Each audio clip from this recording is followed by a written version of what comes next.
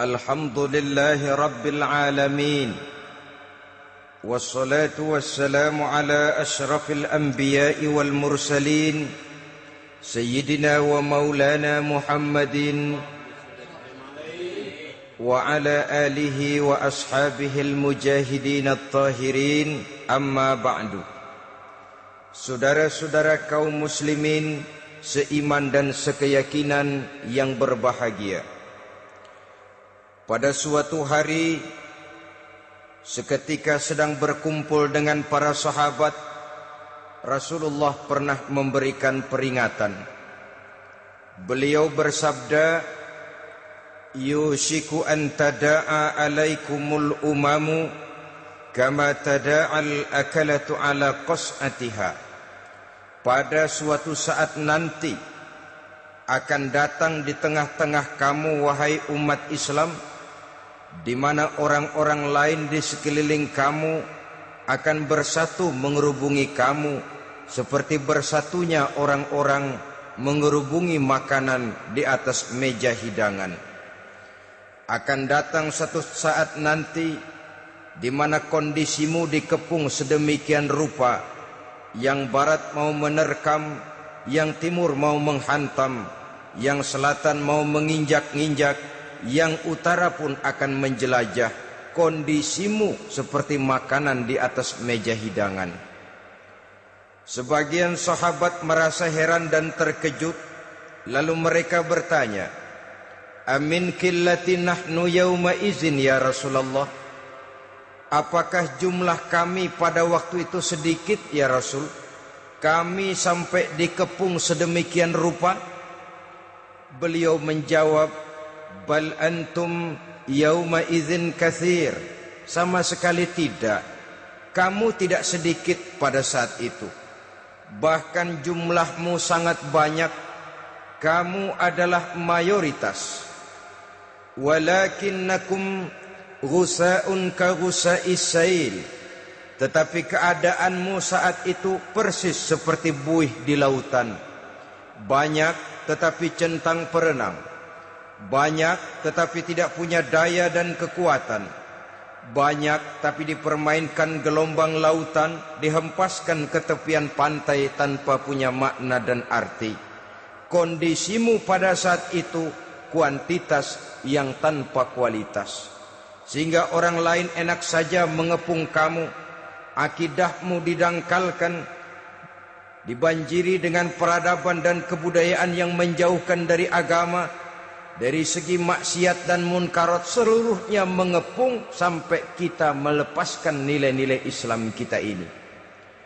Dan celakanya, sambung beliau, "Wal yanzi'anna fi qulubi aduwikumul mahabata minkum." Akan dicabut kehebatanmu di mata musuh-musuhmu, sehingga pada saat seperti itu orang lain memandangmu umat Islam enteng saja, remeh saja, tidak ada apa-apanya. Sudahlah, pokoknya umat Islam sikat saja. Umat Islam enteng, umat Islam kecil, umat Islam tidak ada apa-apanya. Alangkah ironinya, alangkah menyedihkannya, memilukan dan sekaligus memalukan. Umat yang mayoritas ini dipermainkan oleh yang minoritas. Umat yang jumlahnya terbesar, terbanyak, bahkan konon menurut catatan sampai 90%, tapi dipermainkan oleh mereka kelompok-kelompok kecil ini. Wal yakzifanna fi qulubikumul wahn.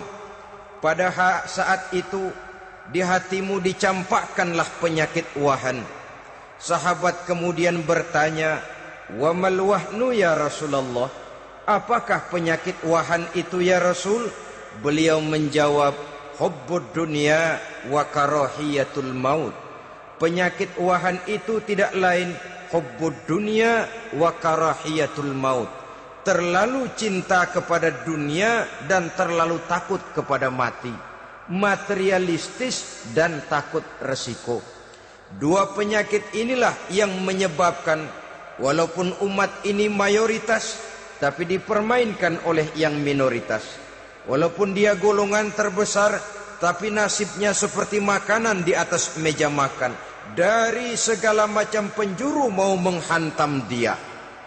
Saudara-saudara kaum muslimin yang berbahagia, ini merupakan analisa sosial bahwa pada satu saat nanti akan terjadi di tengah-tengah umat di mana kita dihantam dan diserbu dari segala macam penjuru.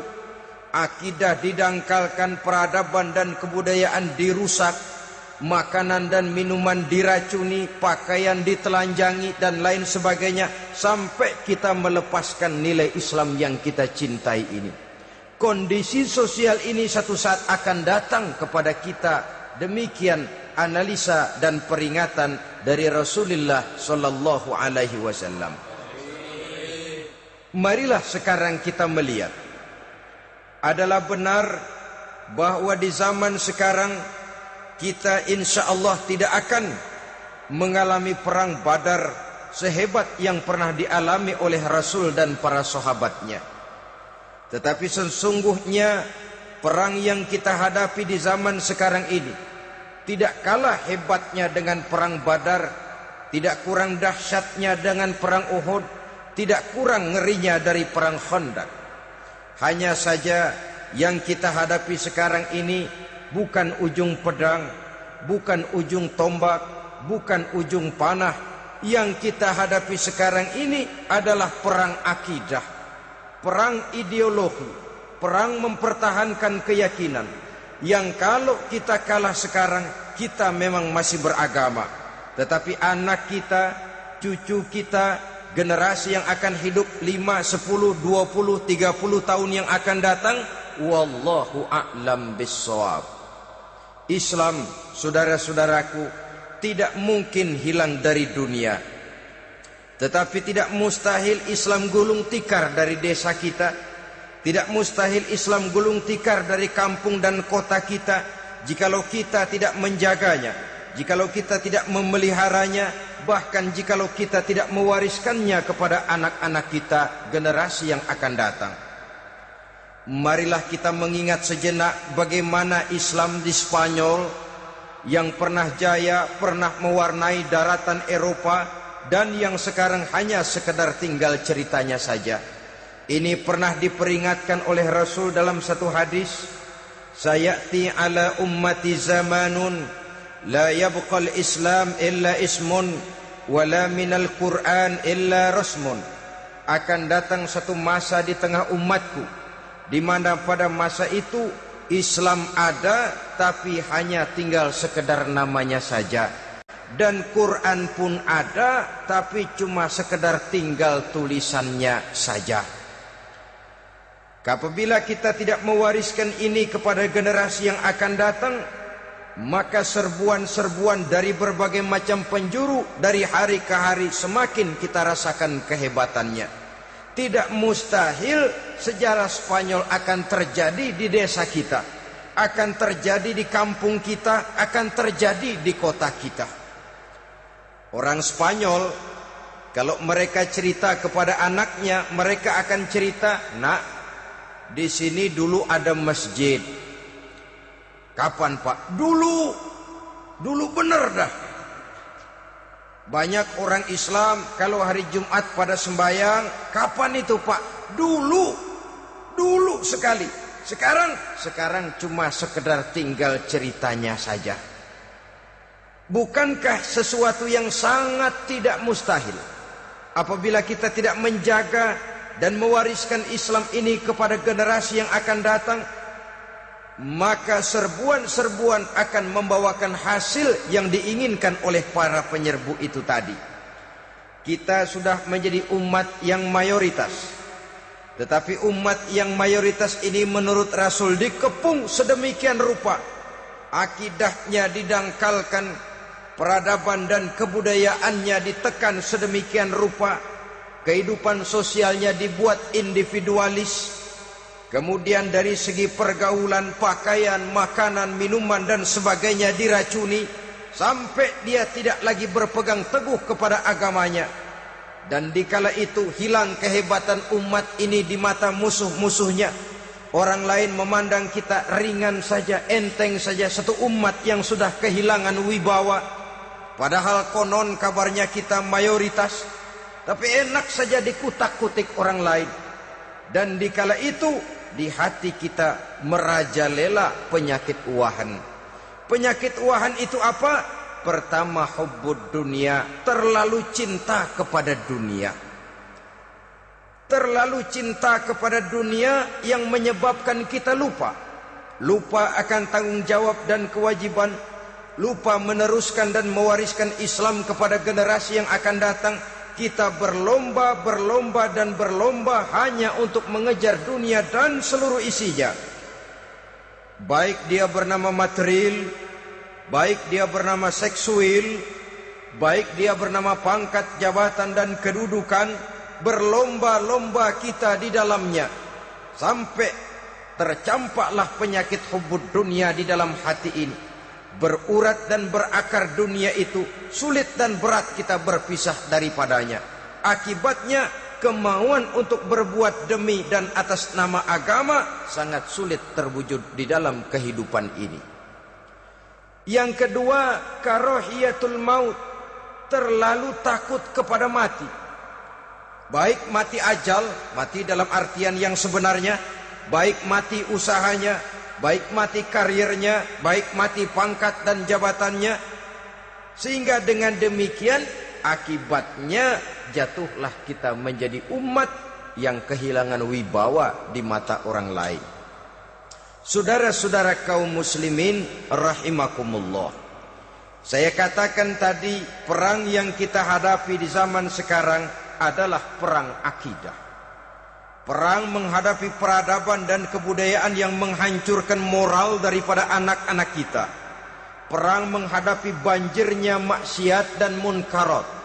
Yang di tengah-tengah itu, di samping berkewajiban menjaga diri dan keluarga, kita pun juga berkewajiban menjaga anak-anak kita, generasi yang akan datang, mengarahkan dan mendidik mereka sesuai dengan yang dikehendaki oleh Allah Subhanahu wa ta'ala. Oleh sebab itu, pada pertemuan kali ini yang akan saya bicarakan ialah bagaimana idealnya seorang muslim lebih dahulu memberikan pendidikan kepada anak-anaknya. Di tengah satu situasi dan kondisi di mana serbuan datang silih berganti melanda dan menghantam umat Islam, kemana anak-anak kita ini harus kita arahkan? Karena kita orang tua mempunyai tanggung jawab. Anak adalah amanah, menyia-nyiakan amanah adalah dosa, dan dosa itu merupakan satu dosa yang besar. Bahkan orang tua bisa saja masuk neraka kalau tidak bertanggung jawab tentang anak-anaknya. Satu riwayat menjelaskan ada orang soleh, ngajinya cukup, solatnya cukup, puasanya cukup, zakatnya cukup, di mana ada majelis taklim hadir, baca Quran hobi, fitnah orang tidak pernah. Di akhirat setelah disidang dia ternyata lebih banyak kebaikannya daripada kejahatannya, maka dia pun diperintahkan dan dipersilahkan masuk ke dalam surga. Giliran anaknya disidang, biang okem nih anak. Ditanya, siapa Tuhanmu? Tidak tahu. Siapa nabimu? Ente nyaho. Apa kitabmu? Ora gelem. Kamu pernah sholat? Tidak. Zakat? Tidak. Puasa? Tidak. Judi? Hobi. Zina? Tiap malam. Mabuk? Berat. Wah, brengsek kamu. Kebaikan tidak ada barang sedikit pun, sementara kesalahan dan dosa berlipat ganda. Kamu neraka. Anak ini protes. Benar, saya tidak kenal siapa Tuhan saya. Saya tidak tahu siapa Nabi saya. Saya tidak tahu kitab suci dan kiblat saya. Saya tidak sholat, tidak zakat, tidak puasa. Tiap malam saya judi, saya zina, saya mabuk. Tapi saya kerjakan semua itu karena saya tidak tahu dan orang tua saya tidak pernah memberitahu saya. Dia enak-enakan hadir di majelis taklim, saya nyekek botol didiemin saja. Dia enak-enakan baca Quran, saya zina didiamkan saja. Saya bukan tidak mau, orang tua saya sama sekali tidak pernah mendidik saya. Dia mau benar sendiri. Maka kalau sekarang saya harus masuk ke dalam neraka, saya menuntut agar orang tua saya ikut sama-sama bergabung dengan saya ke dalam neraka. Gara-gara dia tuh saya jadi begini. Orang tuamu yang mana? Tuh, yang barusan mau ke surga. Ini orang tua yang sudah mau berangkat ke surga dipanggil. Sebentar dulu mas. Ini benar anak kamu? Iya pak. Waktu di dunia kamu tidak pernah ajarin dia ngaji? Sampai dia tidak kenal Tuhannya, tidak kenal nabinya, tidak kenal kiblat dan kitab sucinya? Iya pak. Dia tidak sholat, kamu diamkan saja.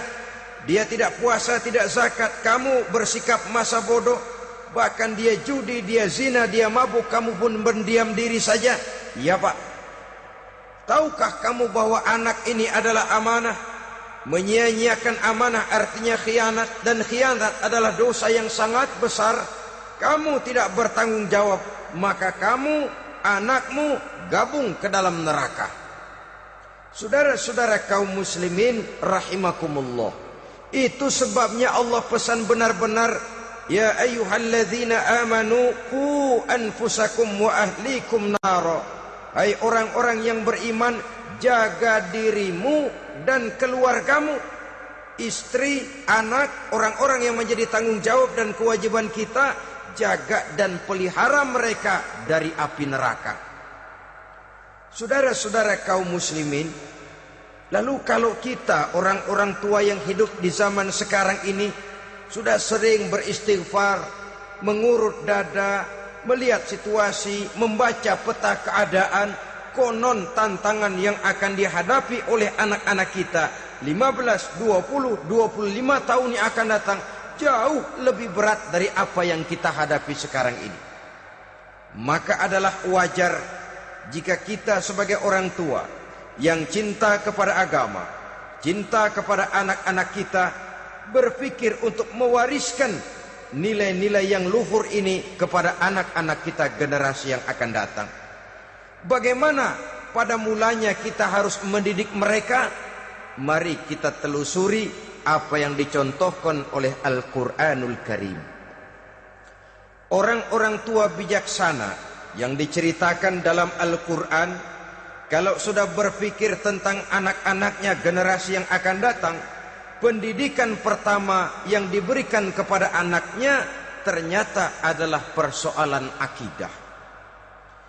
Nabi Ibrahim, pertanyaan yang paling merisaukan beliau buat anak cucunya ialah, ma ta'buduna min ba'di. Saudara bisa lihat surah Al-Baqarah ayat 133. Anak-anakku, kalau pada satu saat nanti aku, ayahmu ini sudah tidak ada lagi, meninggalkan kamu semua, meninggalkan kehidupan dunia ini, ma ta'buduna min ba'di, apa yang akan kamu sembah nak kalau ayah sudah tidak ada lagi? Jikalau ayahmu sekarang masih rajin ke masjid, melakukan rukuk dan sujud, i'tikaf dan membaca Quran, kalau satu saat ayahmu meninggalkan dunia ini, masihkah engkau mau ke dalam masjid? Masihkah engkau rukuk dan sujud? Masihkah engkau i'tikaf? Ma ta'buduna min ba'di, apa yang akan kamu sembah kalau aku ayahmu tidak ada lagi nak? Ditanamkan bukan hanya keyakinan bertauhid, sekaligus juga menyembah kepada Allah yang kita yakinkan dengan tauhid itu tadi. Bukankah berbeda dengan kita kebanyakan orang tua sekarang? Kita tidak pernah berpikir ma ta'buduna min ba'di, kalau bapak tidak ada kamu nyembah apa nak? Kita orang tua sekarang pagi-pagi malah berpikir ma ta'kuluna min ba'di, Kalau bapak nggak ada, kamu nanti makan apa, nak? Bukan nyembah apa yang kita pertanyakan, bukan nyembah apa yang kita khawatirkan, makan apa, nak? Maka yang dicari lalu sekolah-sekolah yang bonafit, yang tidak peduli apakah itu merusak imannya, mematikan akidahnya, menghancurkan keyakinannya. Yang penting ada jaminan hari depan bisa dapat lapangan kerja. Akibatnya berduyun-duyun orang-orang tua muslim menyekolahkan anaknya di sekolah-sekolah yang bukan Islam, yang nyata-nyata membahayakan akidahnya, dididik dengan kultur dan budaya yang bertentangan dengan nilai-nilai agamanya. Bukankah ini berarti merelakan anak untuk dikafirkan? Bukankah ini artinya menyerahkan anak untuk ditulis menurut selera para pendidik yang tidak sesuai dengan nilai akidah yang dimilikinya? Mengapa kita tidak berpikir seperti Nabi Ibrahim yang sebelum memberikan pendidikan kecerdasan, sebelum pendidikan matematika, IPS, PSPB dan disiplin ilmu lainnya, yang pertama ditanamkan, ma ta'buduna min ba'di, kalau ayahmu tidak ada, kamu menyembah apa, nak? Menyembah Allah apa nanti malah menyembah harta? Menyembah Allah apa nanti malah mendewa-dewakan pangkat dan jabatan? Menyembah Allah apa malah nanti menyembah alam? Itu yang dikhawatirkan Nabi Ibrahim kepada generasi yang akan datang. Dan itu saudara-saudara yang seharusnya mengkhawatirkan kita kepada anak-anak kita, generasi yang akan datang. Lihatlah serbuan akidah di zaman sekarang ini. Dimanfaatkan kemiskinan kita umat Islam. Diberikan kita tawaran berupa beras, pakaian, obat-obatan, kalau perlu beasiswa, asal bisa melepaskan keislaman kita ini. Bertahap, sedikit demi sedikit, step by step, shibran bi shibrin wa zira'an bi zira'in. Dan harus saya ingatkan, orang di zaman sekarang tidak mungkin menghantam Islam secara frontal.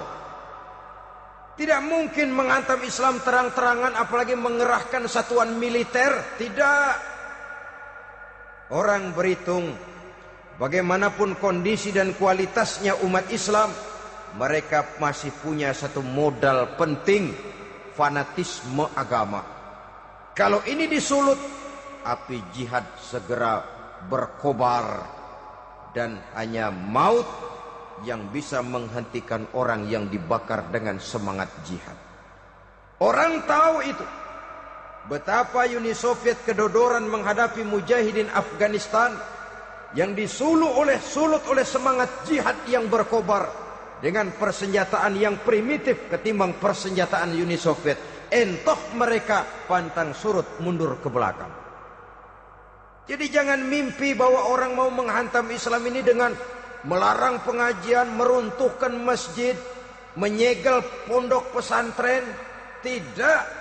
Melarang orang sholat. Tidak. Kalau perlu masjid diperbanyak, musola diperbesar.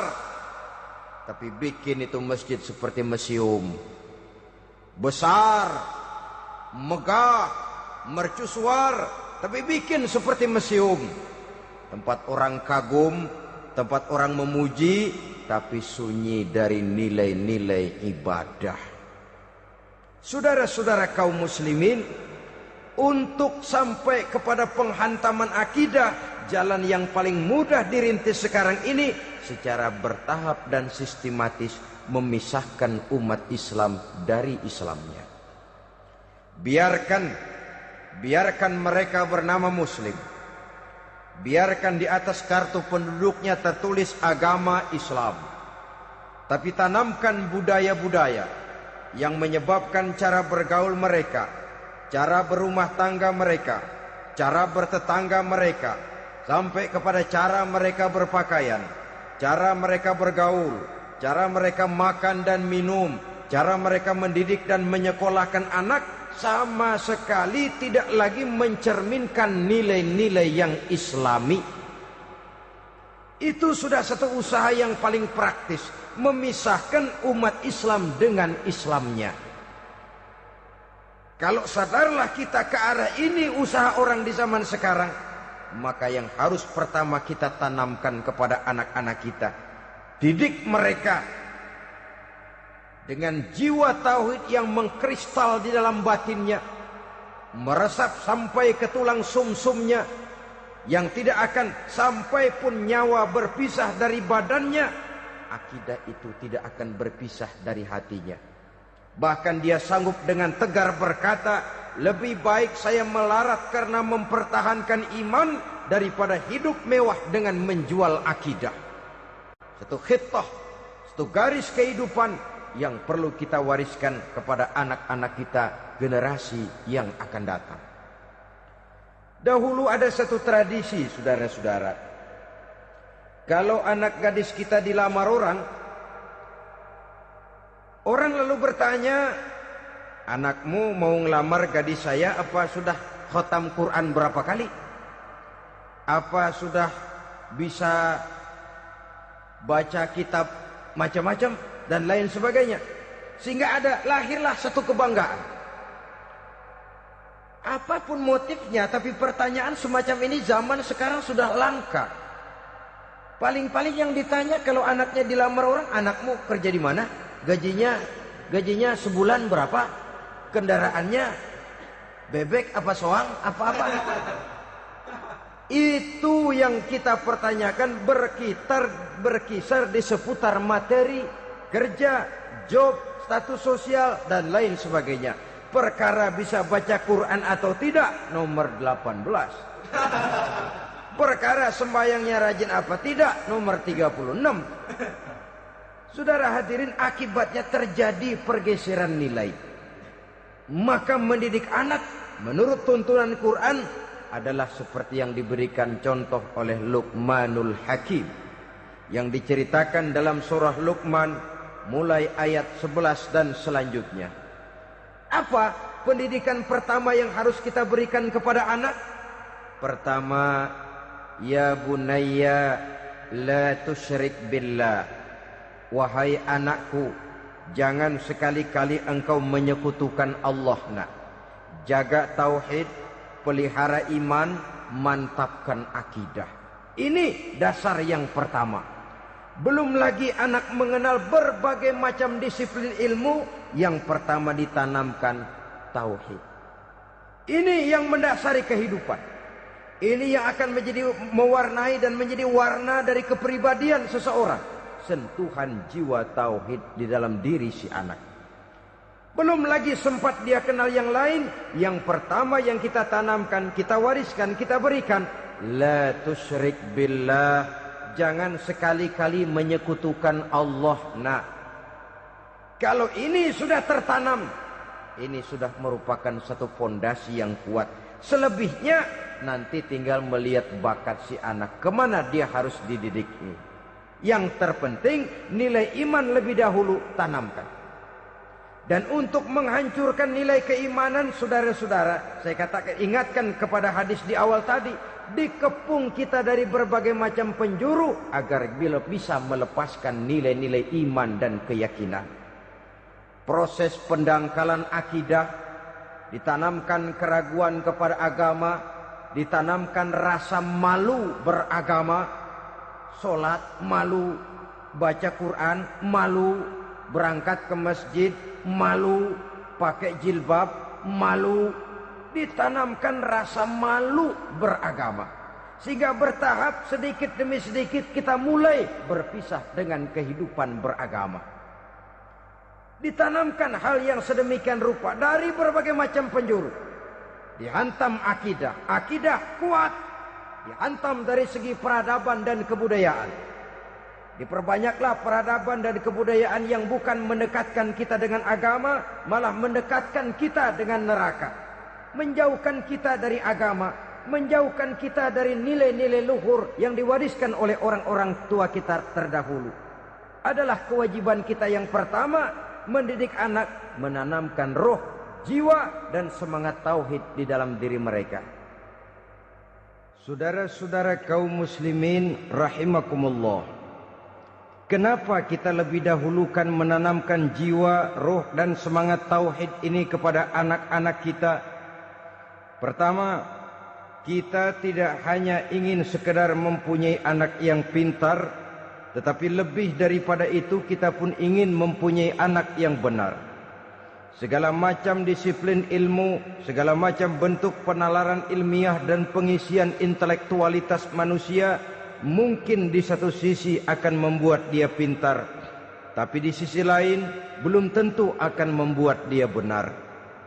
Nabi pernah memberikan peringatan, man izdada ilman wa lam yazdad huda lam yazdad minallahi illa bu'da.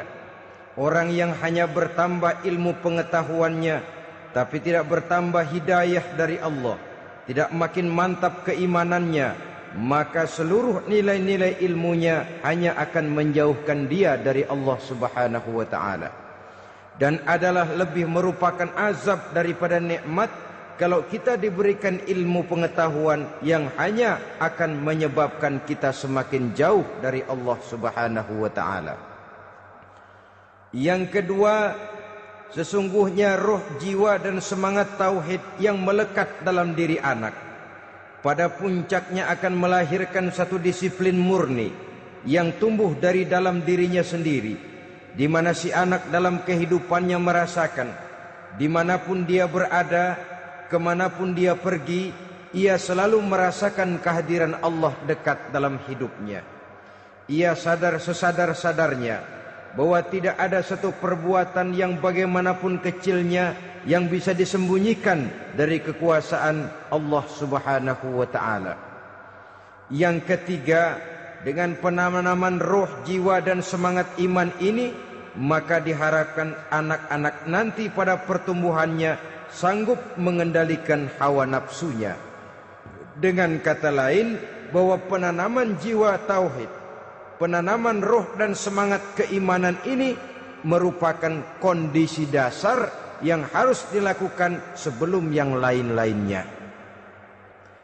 Kemudian pendidikan kedua yang diberikan oleh Al-Quran melalui contoh dan model dengan Luqmanul Hakim ini, setelah menanamkan tauhid, ditanamkanlah kepada si anak ini rasa hormat kepada orang tuanya. Wa wassaynal insana biwalidayhi, dan kami wasiatkan kepada manusia untuk berbakti kepada ibu bapaknya.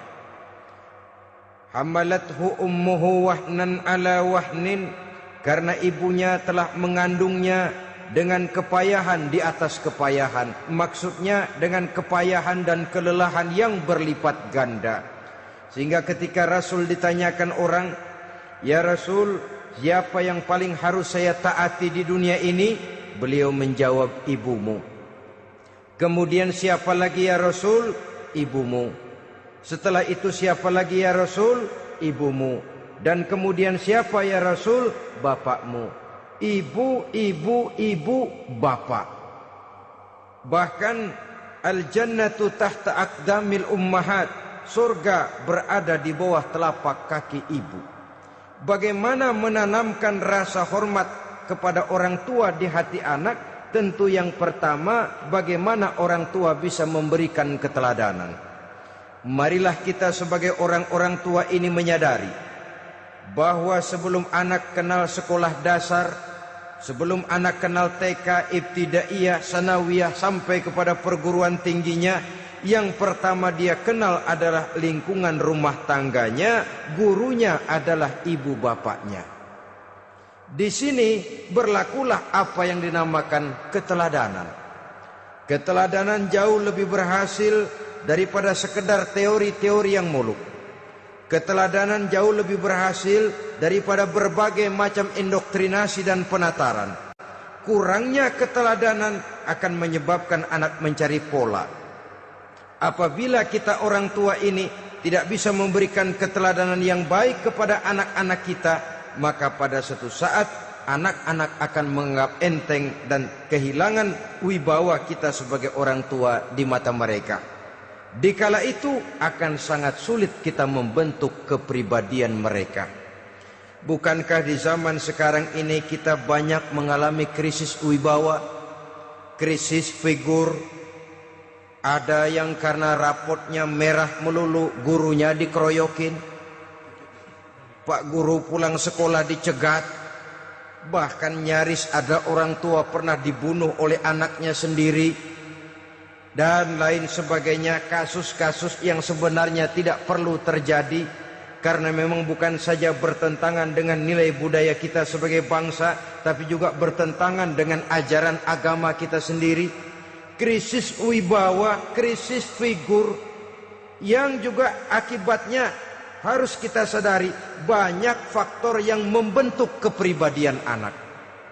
Pergaulannya, yang dibacanya, yang ditontonnya, yang disaksikannya di dalam kehidupan. Benar kita menyekolahkan mereka, tapi berapa jam mereka di sekolah? 6 jam, 7 jam paling lama.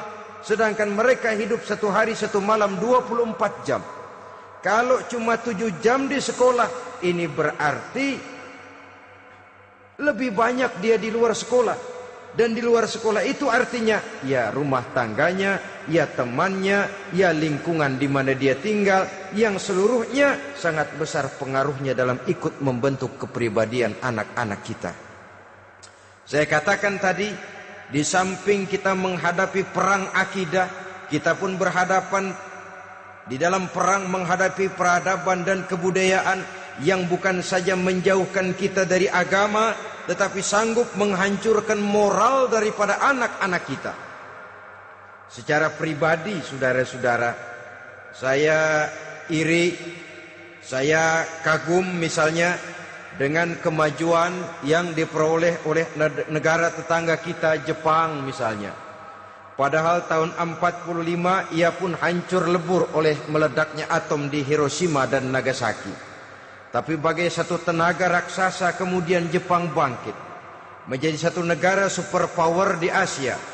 Bahkan gurunya saja Amerika sekarang ini kewalahan menghadapi perang dagang dengan Jepang ini. Dan yang menarik, Jepang bisa maju dan modern dengan tetap menjadi Jepang, tanpa harus kehilangan identitasnya sebagai satu bangsa, tanpa harus kehilangan kepribadiannya sebagai satu bangsa. Sebagai negara yang sedang berkembang, kita sering latah. Kita ingin meniru Barat, tapi bukan teknologinya, westernisasinya yang kita tiru. Bukan isinya, kulitnya yang kita ambil. Akibatnya apa? Modernnya belum, orangnya sudah Barat. Bergaulnya sudah cara Barat, berumah tangganya sudah cara Barat, berpakaiannya sudah cara Barat, mendidik anaknya sudah cara Barat. Di mana ketemu orang tua cukup hello daddy. Kulitnya kita ambil, sementara isinya kita campakkan. Ironi dan menyedihkan. Padahal kita sesungguhnya bisa maju dan modern, bisa mengejar segala ketinggalan dan keterbelakangan kita, dengan tetap menjaga nilai-nilai luhur budaya kita sebagai satu bangsa, mengambil isinya, dan kalau memang tidak perlu, lalu mencampakkan kulitnya. Pengaruh peradaban dan kebudayaan yang menghancurkan moral daripada anak-anak kita, oleh pesatnya arus teknologi, oleh pesatnya arus komunikasi, di mana hal-hal yang terjadi di belahan dunia lain dapat kita saksikan hari ini juga melalui layar televisi, yang terjadi di Amerika, di Eropa, di Afrika, di ujung dunia yang paling ujung sekalipun. Di ujung dunia yang paling ujung, hari ini kejadian, hari ini sudah bisa kita saksikan. Pesatnya arus komunikasi, kalau jatuh ke tangan anak-anak kita yang belum mempunyai filter, daya saring positif, akan dicerna oleh mereka tanpa memilah dan memilih. Akibatnya orang kampung bilang kelolodan. Makan nggak dikunyah lagi, tentu saja akhirnya kelolodan. Dan kalau sudah kelolodan, menyusahkan kita seluruhnya. Oleh karena itu budaya menghormati orang tua perlu dijaga, perlu dipelihara dan diwariskan kepada anak-anak kita. tali silaturahmi sehingga ada respeknya kepada orang tuanya. Jangan bapaknya dianggap CS, ibunya dianggap CS, kakeknya dianggap CS. Hilang rasa respek, hilang rasa menghormati. Sementara orang tua sendiri tidak bisa memberikan keteladanan, kurang mendapat perhatian dan lain sebagainya. Apalagi kalau baik ibu maupun bapak adalah orang-orang karier yang setiap hari sibuk menghadapi tugas masing-masing. Bapak sibuk rapat, pindah kantor sana kantor sini, ibu sibuk arisan, besarlah anak-anak di tangan pembantu dan lain sebagainya, sehingga dia merasa kurang mendapat perhatian, dan ini akan ikut membentuk warna dari kepribadian yang dimilikinya. Sampai kepada pelosok-pelosok desa, jaringan televisi memang menguntungkan. Tapi kalau sudah sampai kepada menayangkan budaya-budaya yang tidak sesuai dengan pola di mana mereka tinggal, pola lingkungannya, dan ingin mereka terapkan dalam kehidupan, ironi dan menyedihkan. Maka sering dikatakan, jikalau ABRI masuk desa, rakyat beruntung. Jikalau listrik masuk desa, rumah jadi terang. Jikalau koran masuk desa, rakyat jadi cerdas. Jikalau hakim masuk desa, rakyat lalu sadar hukum. Tapi jikalau maksiat dan munkarat masuk desa, minuman keras masuk desa, judi masuk desa, pelacuran masuk desa, rakyat tentu kiamat. Dan kita harus punya budaya untuk memilah dan memilih, mempunyai filter untuk jadi daya saring positif. Oleh karena itu, saudara-saudara, tahap kedua setelah menanamkan jiwa tauhid kepada anak, tanamkan rasa hormat kepada orang tuanya. Orang tua itu ibu bapaknya, orang tua itu guru-gurunya yang mengajarkan dia, atau yang dianggap tua yang lebih senior dari dia. Karena tidak ada satu peradaban yang berdiri sendiri. Bagaimanapun maju dan modernnya kita sekarang, tentu merupakan mata rantai yang berkaitan dari generasi terdahulu. Ini yang kedua. Setelah tauhid, berbakti kepada ibu dan bapak. Tidak ada satu kebahagiaan yang bisa ditegakkan di dunia ini tanpa doa, tanpa restu daripada ibu dan bapak. Ini keramat hidup.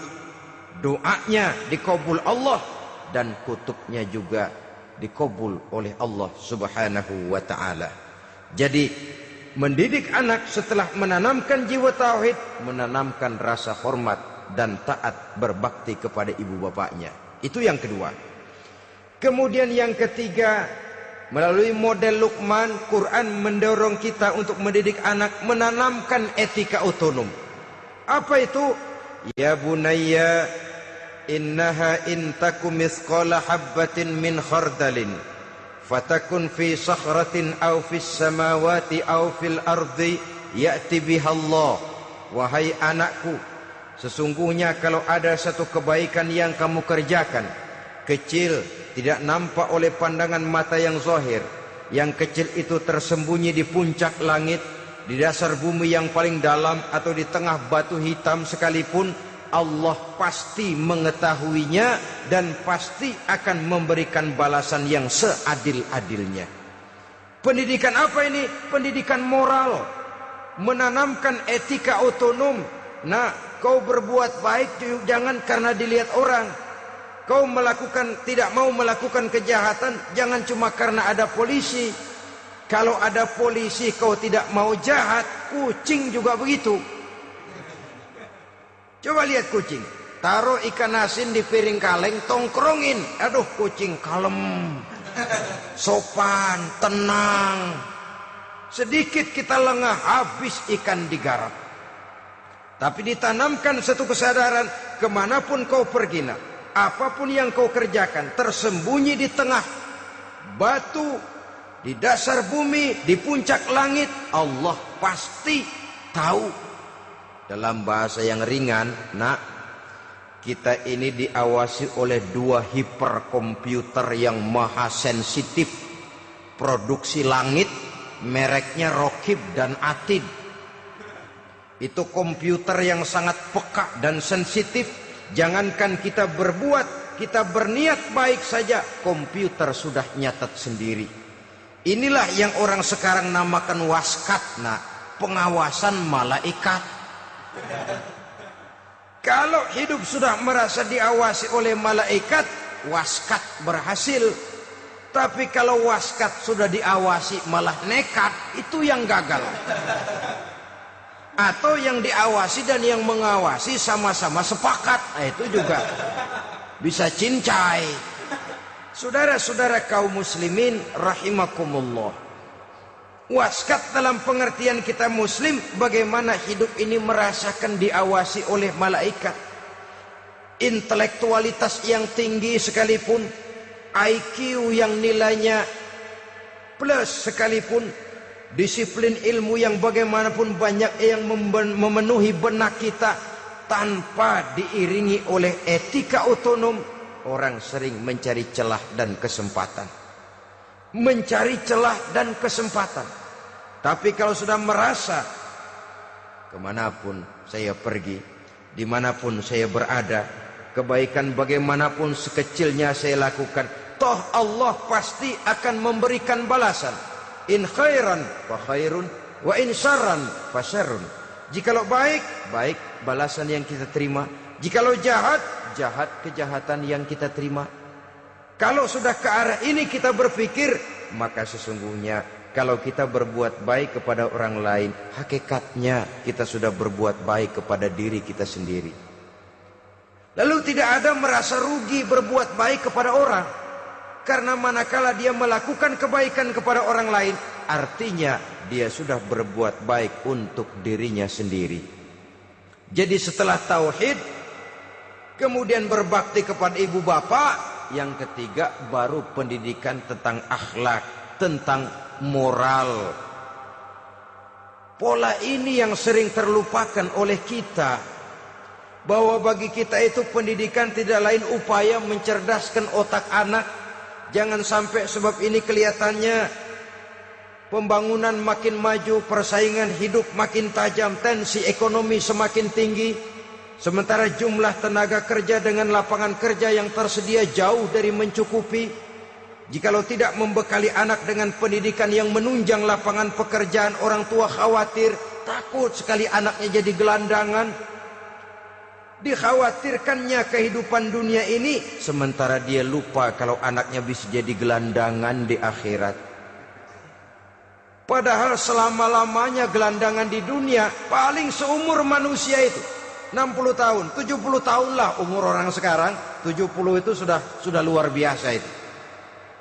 Tapi kalau harus menggelandang di akhirat, menjadi gelandangan di akhirat, alangkah menyedihkannya. Apakah akan kita korbankan satu kehidupan yang langgeng, abadi, cuma karena tertipu oleh fata morgana dan kamuflase? Kita korbankan yang sedikit, kita korbankan yang besar karena kita memilih yang sedikit. Dalam bahasa Al-Quran memang pernah diceritakan hidup ini hakikatnya perlombaan, saudara-saudara. Perlombaan. Dan di dalam perlombaan itu ada yang menang, ada yang kalah. Al-Quran lalu memberikan peringatan, Alhaakumut takatsur, kamu telah lalai karena berlomba-lomba memperbanyak harta, mempertinggi pangkat dan kedudukan, hatta zurtumul maqabir, sampai kamu akan masuk ke liang kubur baru sadar. Apalagi kalau nafas sudah sampai di tenggorokan. Persis Fir'aun sudah tenggelam di lautan merah, mau mampus, baru dalam sekaratnya amantu bi Rabbi Musa wa Harun. Kalau begini caranya, saya juga percaya kepada Tuhan Musa dan Harun, percaya kepada Allah. Sudah mau mati, baru amantu bi Rabbi Musa, kami percaya kepada Tuhan Nabi Musa, kata Fir'aun. Malaikat maut kesel benar, dilelepin terus di laut. Mampus tuh sekalian. Hidup ini memang kita berlomba. berlomba dengan waktu, berlomba dengan umur, berlomba dengan tenaga, berlomba dengan tetangga. Yang jangankan kita sampai mundur, berhenti saja sejenak, kita akan ditinggalkan oleh yang lain. Tiada kata mundur, bahkan tiada kata berhenti. Sekali kita melangkah, melangkahlah terus. Tapi berlombalah seperti yang dikehendaki Quran. Fastabiqul khairat. Berlomba-lombalah di dalam kebajikan. Jangan berlomba-lomba di dalam kemaksiatan, kemunkaran, kejahatan. Berlombalah dalam urusan kebaikan. Saudara-saudara kaum muslimin rahimakumullah. Tauhid, berbakti kepada ibu bapa, kemudian pendidikan tentang moral.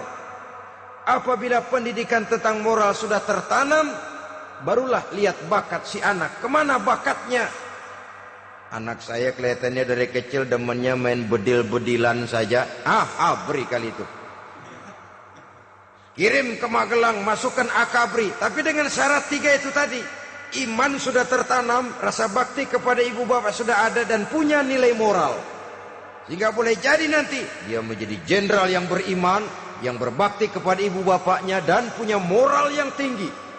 Kan lebih baik rakyat rendah tapi akhlaknya tinggi, daripada pejabat tinggi tapi moralnya rendah.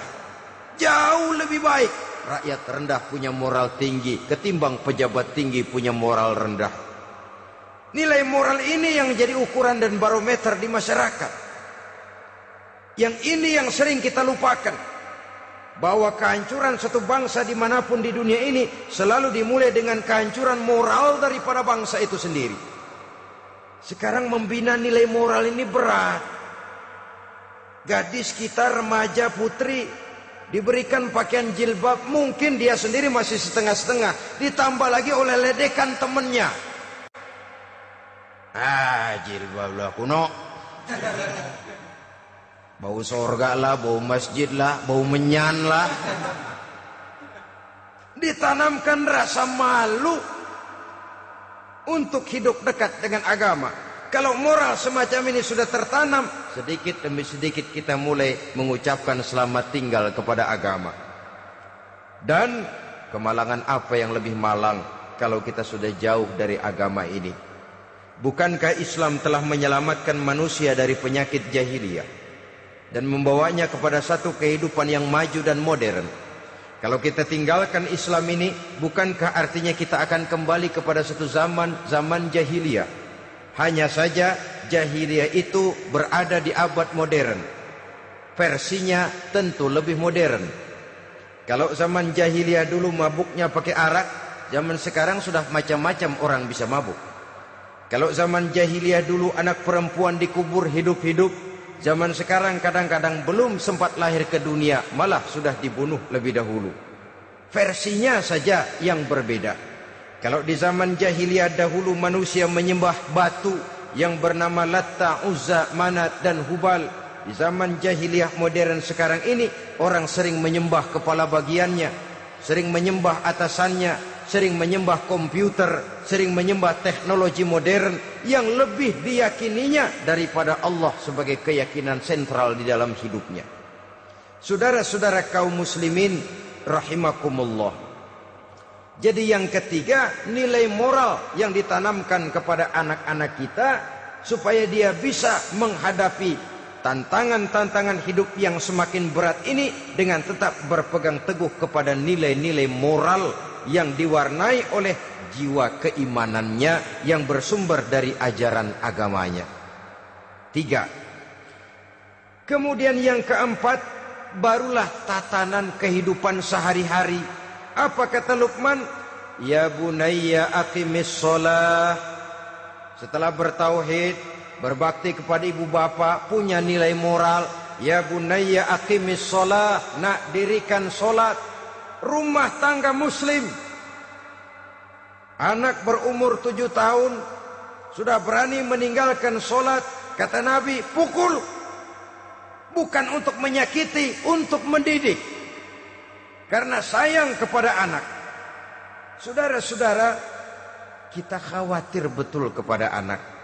Kalau dia pulang dari sekolah, Buru-buru kita sebagai orang tua bertanya, sudah makan nak? Sudah istirahat nak? Tapi jarang kita sebagai orang tua melontarkan, sudah sholat nak? Bahkan kita bisa memberikan sugesti kepada anak. Nah, kalau kau naik kelas 1 sampai naik ke kelas 2, bapak beliin sepeda. Tamat SD nak, motor. Tamat SMP nak, ke Bali kita. Tamat SMA nak, Singapura. Saudara-saudara, tapi kalau untuk urusan sholat misalnya, kita tidak pernah memberikan sugesti kepada anak-anak kita. Nah, kalau kau hafal Fatihah lengkap dengan artinya, bapak beliin sepatu. Nah, kalau kau bisa sholat dengan baik, cukup syarat rukunnya, bapak beliin sepeda. Ada rangsangan, ada sugesti yang membuat anak lebih tergerak untuk hidup dalam suasana keagamaan. Ya bunayya aqimis sholat, nak dirikan sholat. Sebab ini sandaran vertikal yang paling langsung antara manusia dengan Tuhannya. Menyadari bahwa sepanjang yang bisa dilakukan oleh manusia hanyalah berusaha, dan kepastian sepenuhnya ada di tangan Allah. Dengan sholat kepribadianmu diperteguh, dengan sholat sandaran vertikalmu kepada Allah diperkuat. Dan pada waktunya nanti Al-Quran memberikan bimbingan, hendaklah minta tolong kepada Allah dengan sabar dan tetap mendirikan sholat. Ya bunayya aqimis sholat. Setelah itu, wa'mur bil ma'rufi wanha 'anil munkar. Tegaklah membina yang ma'ruf, tegaklah mencegah yang munkar. Ini sikap hidup sudah. Sholat tadi tugas hidup. Lalu sikap hidup tampil di tengah masyarakat, membina yang ma'ruf, mencegah yang munkar sesuai dengan kesanggupan masing-masing. Bukankah setiap kita kepingin punya anak yang bermanfaat, setidaknya bagi keluarganya, syukur kalau bisa bagi lingkungannya, bagi masyarakat, bangsa dan negaranya. Dan satu di antara tanda orang yang bermanfaat, kalau dia bisa hidup menjadi penganjur yang ma'ruf dan pencegah yang munkar. Dan itu kalau tidak ada hidayah, sulit orang mau melaksanakan itu. Sebab apa? Ada kecenderungan belakangan ini di mana agama dianggap urusan pribadi. Sehingga orang lalu sering bilang, jangan bawa-bawa agama dah, itu kan bukan urusan agama. Ini sudah ciri berpikirnya sekuler. Jangan bawa-bawa agama. Agama urusan pribadi, artinya orang mau sholat mau enggak jangan bilang apa-apa dah. Urusan dia sendirian. Dia mau puasa dia enggak, merdeka saja, urusan pribadi. Agama bukan persoalan pribadi. Apalagi jika sudah menyangkut amar ma'ruf dan nahi munkar. Siap menegakkan yang baik, mencegah yang munkar untuk tegaknya satu masyarakat yang diwarnai oleh kebaikan dan terhindar dari segala macam kejahatan. Dan terus ayat-ayat selanjutnya mencerminkan sikap hidup. Namun yang intinya cara mendidik anak yang baik yang dicontohkan oleh Al-Quran dengan Luqmanul Hakim sebagai model. Pertama, tanamkan tauhid. Yang kedua, tanamkan rasa hormat dan berbakti kepada ibu bapaknya. Yang ketiga, tanamkan moral, nilai akhlak yang tinggi. Setelah itu yang keempat, biasakan hidup dalam suasana keagamaan. Kontrollah sholatnya, kontrollah baca Qur'annya, kontrollah puasanya di bulan Ramadan. Ajaklah anak-anak sholat berjamaah, sehingga dengan demikian dia terbiasa oleh satu suasana yang mendekatkan dia dengan nilai agamanya. Dari sana diharapkan nilai-nilai ilmu yang didapatnya dari bangku sekolah akan menciptakan keseimbangan dengan yang ditanamkan oleh orang tuanya dalam bentuk yang dijelaskan oleh surah Luqman itu tadi. Sehingga apabila keseimbangan ini terwujud, akan menjalin keseimbangan dalam pola berpikir, dan keseimbangan dalam pola berpikir akan melahirkan keseimbangan dalam perbuatannya. Terwujudlah kita harapkan insan yang fid dunya hasanah wa fil akhirati hasanah. Inilah harapan kita semua. Mudah-mudahan Allah memberikan kekuatan kepada kita untuk mewariskan nilai-nilai yang baik kepada generasi yang akan datang, sehingga esok harus lebih baik daripada hari ini, dan lusa harus lebih baik daripada hari esok. Terima kasih atas perhatian saudara. Mohon maaf atas segala kekurangan. Usikum wa nafsi bitaqwallah. Wassalamualaikum warahmatullahi wabarakatuh.